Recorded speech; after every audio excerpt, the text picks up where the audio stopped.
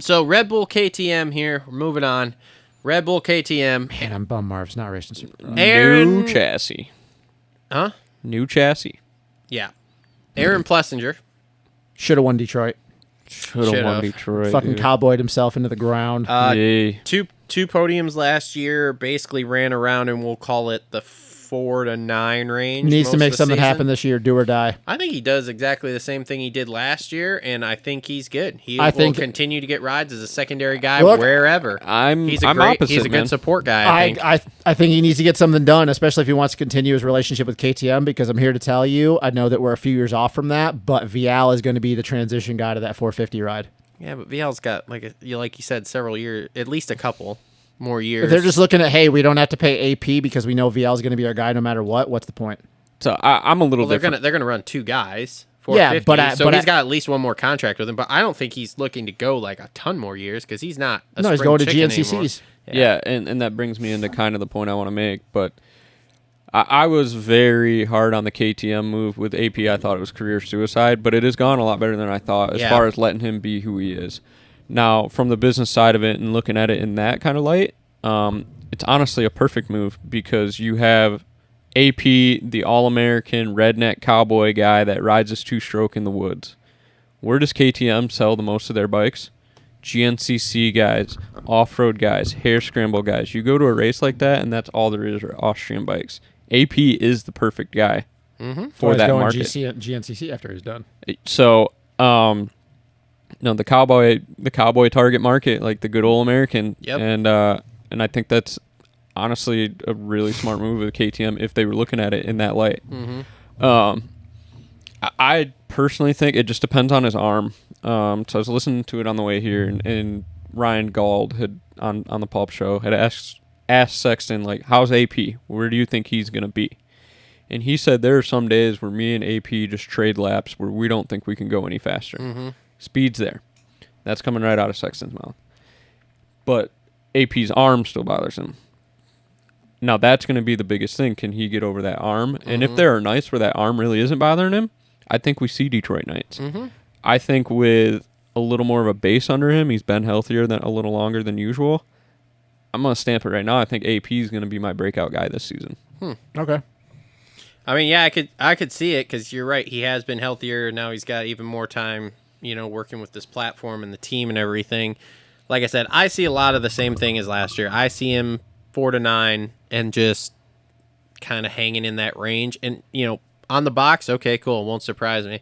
Win a race, I'll be a little more like, ooh, okay, that's different. But I think he breaks out. I don't see a whole lot different. And I see him just continuing to sign contracts as long as he wants to race he's SX marketable, and MX for secondary dude. I think he's my breakout guy. Like I said, stamp it. I mean, you look at the star days when he was toward the end at the speedways, getting starts, leading until 3/4 of the way through, and then he got hurt. So now he's got more to build on. I know it's off-season heater lap time on Instagram, but there was a video the other day of him doing a lap or two, and I was like, "Oh, I saw that his dad."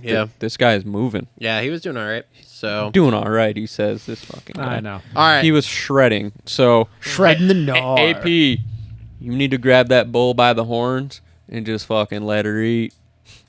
All right. I don't know what that was. Let's talk Sexton here. The 2023 champ. Weird. Okay. You want me to start? Sure. Go ahead. You watch his vlogs? You want me to go? I haven't watched his vlogs, but I've been watching a lot of videos that he's been in lately. I've been watching some videos of him riding, and I'm pretty impressed. I watched his vlogs. He looks good.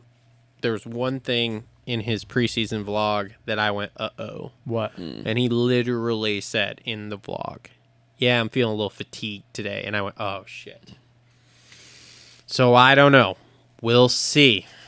I love the fact that it's going to be him, Ken, and Vial training. Well, and Levi, too. Yeah. I think that could Levi's living with him in California right now. Which is weird. Yeah. Levi and Chase Sexton living together. I think that's going to be a good move on Kitchens. Oh, I do, too. He has freedom to do whatever he wants. Yeah. I think that's maybe going to kind of, we're getting off topic here, but kind of rebuild the Mitch Payton mentality. Let these guys kind of maybe do their program. Instead of doing 9,000 laps a day.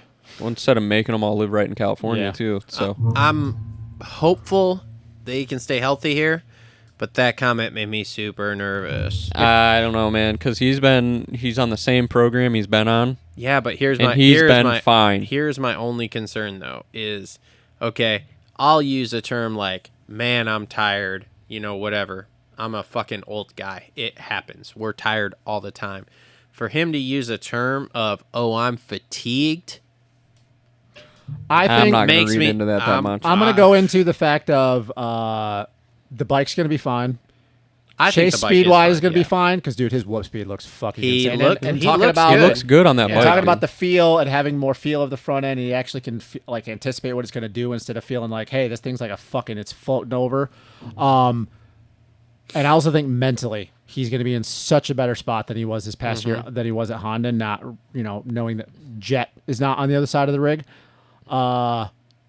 Man, he's going to be really tough to beat if he is 100% at every race. He is going to be really tough to beat. I'm not sure that there's as much between him and the Lawrences. No, not beef. I think that in the back of his head, knowing that the guy on the other side of the rig is Jet, and even though they were obviously giving Chase a lot of attention because he was still one of the best guys in the world, he knew he was leaving, and he always goes, yeah, man, I'm getting help. Lars likes me. Everybody on the team likes me, but I got this kid over here that everybody just talks about nonstop. Yeah. I think throughout the season, and you've seen that outdoors with some that of the wears times, on you. Yeah. Mentally, he was just over it. He knows at KTM, even though they love AP, he's the guy. He's the number one guy. He's getting all the attention, all the eggs in his basket. They paid him a whole lot of money doing all this kind of shit. Mentally, I think every round he's going to go in and go, oh, I got these guys. And I think they believe in each other, because that's where I'm going, is KTM let him stick with his own program that he's been doing. Alden. Yeah, well, that was a him thing. He forced that of, hey, I'm going to do this or I'm not signing. And Alden, and that tells me is like, okay, let you do what you do. We believe in your program, and he's going to believe in their program. They have that relationship. And it's kind of the same thing with Vial when Tom came over and he was like, yeah, I'm not doing the Alden thing. Chase going to Alden would not work for him because Chase doesn't need Alden. No. Like Chase, he's fine off the bike. Yeah. Like, that's not his issue. What Alden provides to Chase, it would have been like, cool, I already do all that shit. Drugs? Well, that too. He's like, I don't need probably that. on drugs too, anyway. Yeah, I mean, they're definitely built like a brick shit probably house, fucking man. TRT or some shit. Did you see that transfer video he put up the other day? Mm-hmm. That was pretty cool. So yeah, having fun. As far as Chase goes, fun he's on our KTM. God, dude, if he shows up 100% and he is fine on every aspect of what it takes to win a race, dude, he's going to be really hard to beat. He's going to be really hard to beat. He's going to be real. I mean, granted, I just talked about Eli and obviously giving Jet all the credit in the world. He talks about, in the interviews I've heard, he talks about the front end of that KTM. He can plant that much. He can anticipate what it's going to do. He said he can load that bike. The shit out of it. Because where with the Honda, he didn't know, hey, this thing's going to squat and it's going to plant, or it's going to fucking bounce back like a pogo stick and it's going to go off from underneath me. Which was a problem. So now when he goes to load this bike into a flat corner, it sticks. Yep. Or fucking, put the force of a Mack truck into the face of a triple. Yeah. They're running 48 mil forks, I think, too. Yeah. Dude, it's going to be, he's going to be Which is hard ironic, because weren't they forcing him to run 50s last year? Yeah, and that was what the whole 52s Cooper and Webb Coop blow-up thing, thing was about? Yeah. All right. Anyway, I think Sexton is going to be... He's going to be one to beat. I think so, too. If Jet... I mean, he's in the big six. Yeah, if Jet and Eli are the guys that we think have the best shot at winning the title, Chase, in my opinion, is the one guy, though, that if you can tell me at the end of the season that all of his shit was clicking, I'm actually going to pick him. I'm not picking him, but I'm saying if you can tell me he's fine on every level, to me, I just see something in him. As crazy it is to talk about Jet and Eli, and I just go, man, if this kid could just figure out that one step, nobody can beat this kid. Because he's proven on every level. Obviously, Jet has too.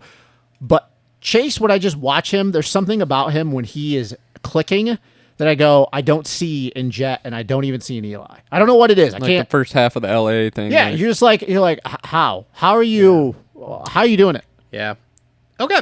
All right. So that wraps up all our team talk here. So